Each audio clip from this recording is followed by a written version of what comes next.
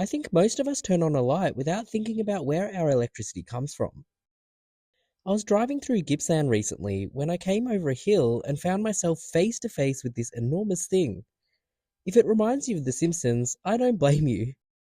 It's actually one of the cooling towers at the Yallourn power station. I've always found industrial infrastructure fascinating. I think there's something impressive about the scale of these places and the engineering and workforce that keeps them running. The last remaining coal-fired power stations in Victoria are in the Latrobe Valley, around 1.5 hours from Melbourne. They're coming to the end of their lives. This one here is the Yallourn power station and it's closing by 2028. And these two, which are side by side, Loy Yang A and B, are gradually closing between 2030 and 2050. I wanted to learn more about how they work and the role they've played in powering our state for almost a century. Oh, and by the way, I also learned about the lost town of Yallourn, which was an entire community that disappeared to make way for the expansion of the coal mine. Stick around because it's a fascinating story.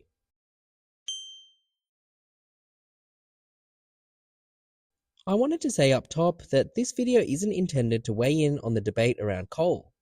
Instead, I wanted to look at these power stations from a historical and engineering perspective, recognizing the important role they've played in Victoria's industrial development. Brown coal was discovered in the Latrobe Valley completely by accident. In around 1873, prospectors were looking along the Latrobe River for gold, but instead stumbled upon brown coal. They'd actually found one of the world's largest brown coal deposits. Back then, power was generated by dozens of small local suppliers, each operating independently. There was no single statewide grid, regional communities had no access to electricity, and Victoria often relied on other states for electricity. One small Victorian supplier, the Great Morwell Coal Mining Company, mined for a few years between 1889 and 1899, but shut down after a bushfire and increasing interstate competition. In around 1917, after severe electricity shortages caused by coal miner strikes in New South Wales, the Victorian government was forced to reopen the Great Morwell coal mine so that we could generate our own electricity. I'm going to take a quick aside here. One important thing to understand is that brown coal and black coal are very different. Brown coal is the least mature type of coal. Black coal is typically millions of years older, which means it's had more exposure to different forces. This means brown coal is cheaper to mine and buy, but it contains much higher moisture than black coal. This also means brown coal isn't very efficient. Larger amounts need to be burnt to generate the same energy as black coal would, contributing far more than its fair share of carbon emissions.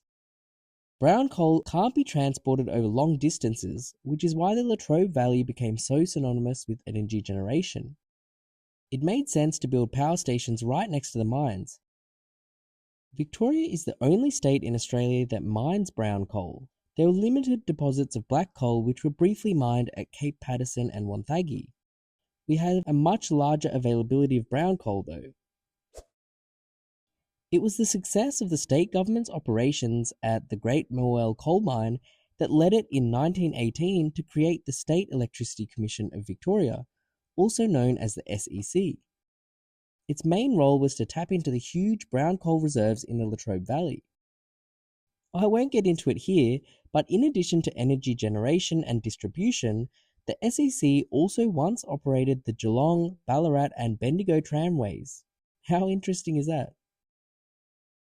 The SEC soon oversaw the establishment of large mines and power stations at Yallourn and Loy Yang, and the now closed Hazelwood. Each of these power stations were built and operated by the SEC before being privatised and broken up by the Kennett government in the 1990s. The SEC also operated power stations in other places, including two in Melbourne that I wanted to mention.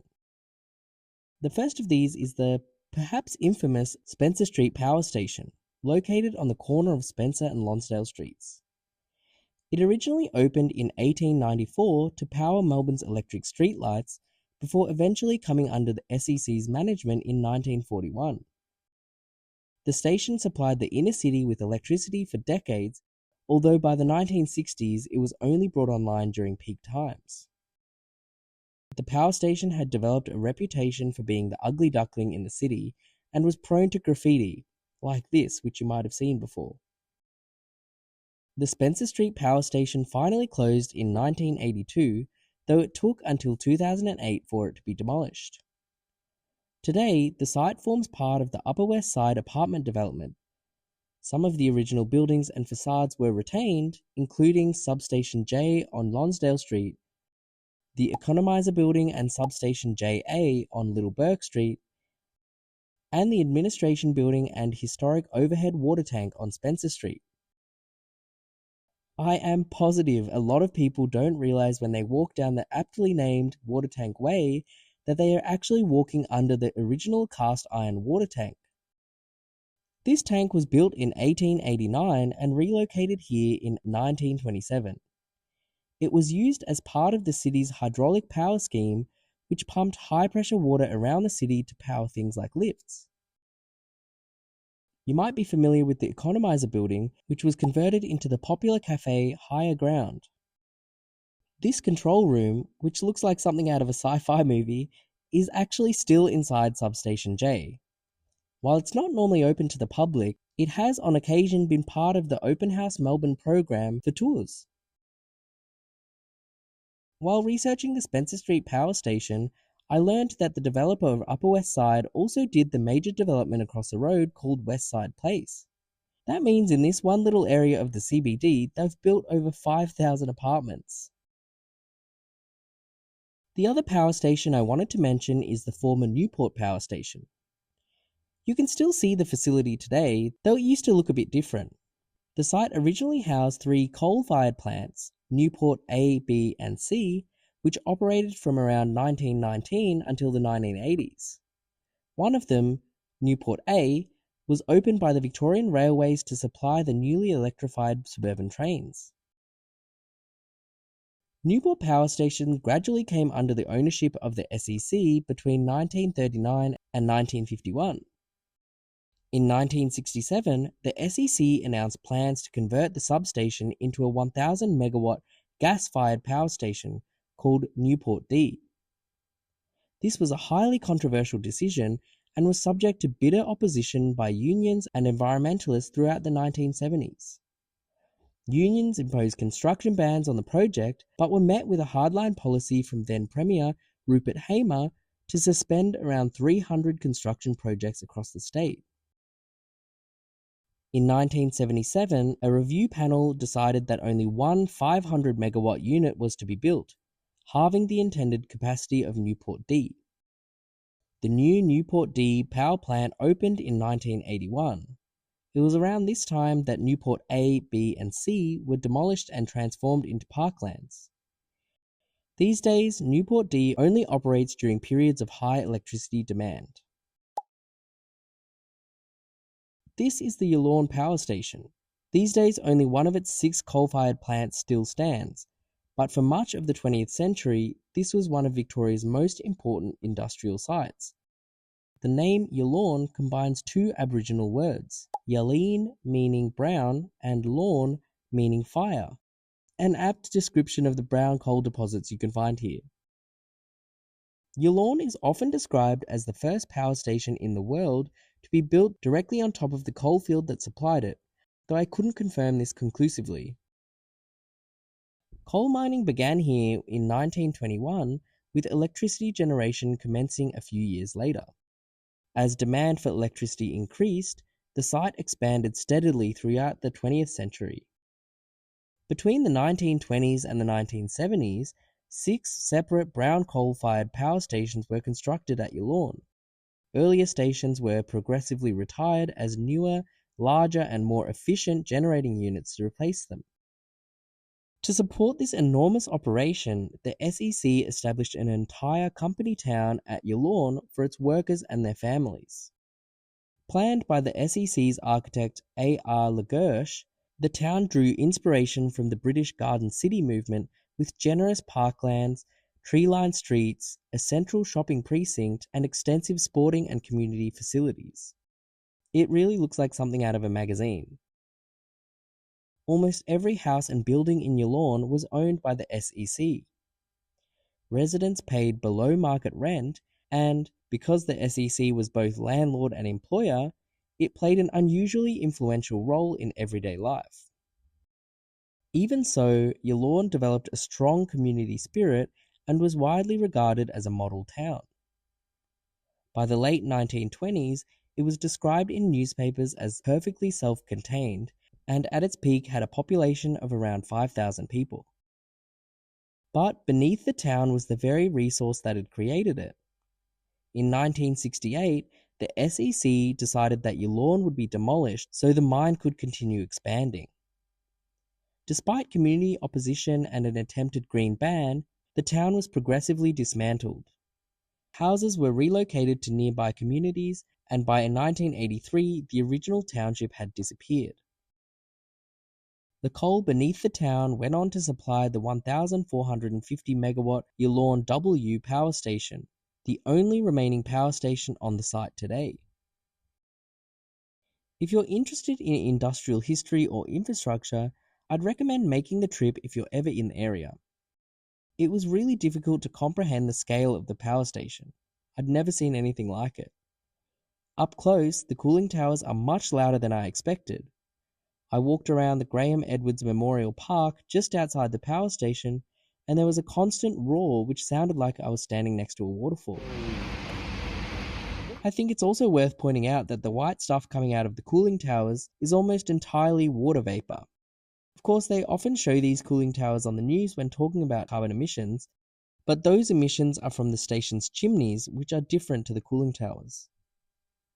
When Yallourn closes in 2028, more than a century of energy generation on this site will come to an end. Whatever your views on coal and the energy transition, it's difficult not to appreciate the scale of what was built here. While I was in the Latrobe Valley, I also had to visit Loy Yang Power Station. You can't really miss it. The Highland Highway passes right through it, plus it has a much bigger presence than Yallourn, and it's painted bright green. The Loy Yang complex has a combined generation capacity of more than 3,000 megawatts and supplies just under half of Victoria's energy. Its enormous output, combined with the high emissions of brown coal, has also placed Loy Yang at the centre of Australia's energy transition. Today, it's Australia's single largest source of carbon emissions. It was also one of the candidates for Peter Dutton's proposed nuclear power plants. The SEC built Loy Yang A between 1984 and 1988 as Victoria's electricity demand continued to grow. Construction of Loy Yang B followed soon after, but in 1992, while it was still being built, the SEC, under the direction of then Premier Joan Kirner, sold a 51% stake in Loy Yang B. It marked the beginning of the privatisation of Victoria's remaining state-owned electricity assets, a process that was completed under her successor, Jeff Kennett. Like Yallourn, Loy Yang is right next to the brown coal mine that supplies it, but here, the coal passes under the road on huge conveyor belts. It's quite a sight. The mine itself is huge, approximately 6,000 hectares, and there's a viewing area which shows just how much the mine has changed the landscape. I couldn't not mention the Hazelwood Power Station. This was the third big power station in the Latrobe Valley. Hazelwood was built between 1964 and 1971 and once supplied around 25% of Victoria's electricity. In 2005, the very year the SEC had planned to close the power station, though this didn't happen due to its privatisation, then Premier Steve Bracks approved an extension for Hazelwood to continue operating until 2030. In that same year, Hazelwood was listed as the least carbon-efficient power station in the OECD and regularly appeared on lists of the most polluting power stations in the world.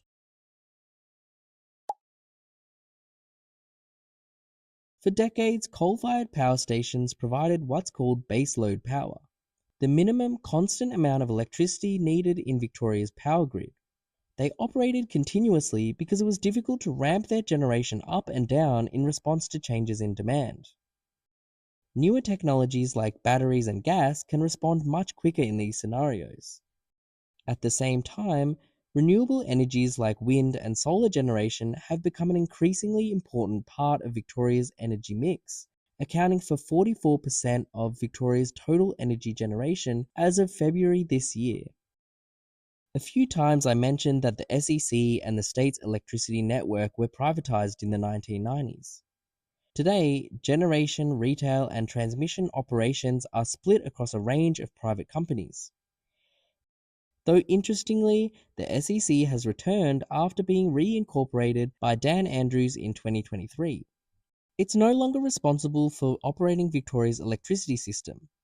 Today, it's focused on investing in renewable energy and storage projects and supplies 100% renewable energy to thousands of government sites, including schools, hospitals, and public transport.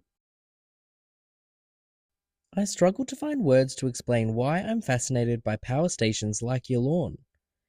Despite its flaws, which I of course don't dispute, it was still a massive feat of human engineering, converting raw material into electricity for millions to use. I wasn't alive during its heyday, but it's clear that Yallourn shaped towns and generations of workers and even the state of Victoria. What's left of Yallourn will soon disappear, and perhaps that's a good thing. The landscape can slowly recover and rehabilitate. But as someone who's interested in the legacy of places, it's kind of sad to think that it might soon be forgotten. Thanks for watching. I hope you enjoyed this video. If you're new here, I'm Ken and I make videos about history, infrastructure, architecture and the environment. Don't forget to check out my other videos. Ken's Museum is a one-person operation. If you'd like to support the channel, there's a link below where you can buy me a coffee. See you in the next one.